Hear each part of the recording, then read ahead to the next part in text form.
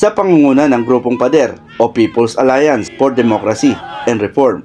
Tampok sa kanilang aktibidad ang body paint at pagpapakalbo bilang simbolo ng pagtatanggol at pagprotekta sa Pangulo at sa kapayapaan at sa demokrasya ng bansa.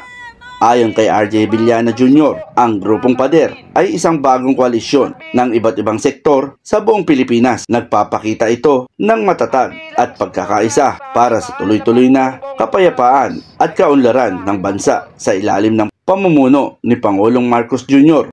Ito ay pagpapakita natin ng ating suporta sa Pangulong Bongbong Marcos sa kanyang administrasyon na tayo magsisilbing pader kasama ang abakada sa pader o yung tinatawag natin People's Alliance for Democracy and Reform.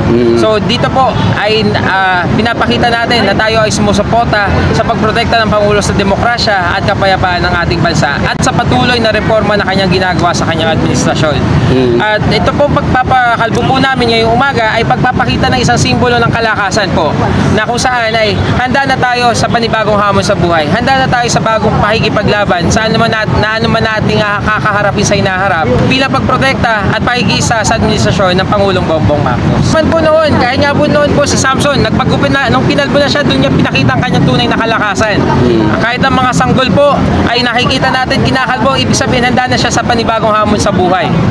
At yun din po ang ating ginawa. Ibig sabihin tayo ay handa na para protektahan ang administrasyon ng Pangulong Bongbong Marcos. Sapagkat pagka ang paniniwala po natin, pag pinrotektahan natin ang Pangulo, ay ang pagprotekta rin po sa institusyon ng gobyerno. Pagprotekta sa institusyon ng Estado na kung saan pinrotektahan natin ang demokrasya at tinatamasa natin kapayapaan sa kasalukuyan. Tama po ang ating Pangulo na hindi ito ang panahon ng pagkakawatak-watak at hindi ito ang panahon para sa isang impeachment complaint. Bagkus ito po ay panahon ng pagkakaisa para resolbahin ang mga pinagdaanan nating kalamidad. Ganyan din po ang pinagdaanan natin mga La Nina at El Nino nung nakaraan at para po sa muling pagbangon ng ating bayan.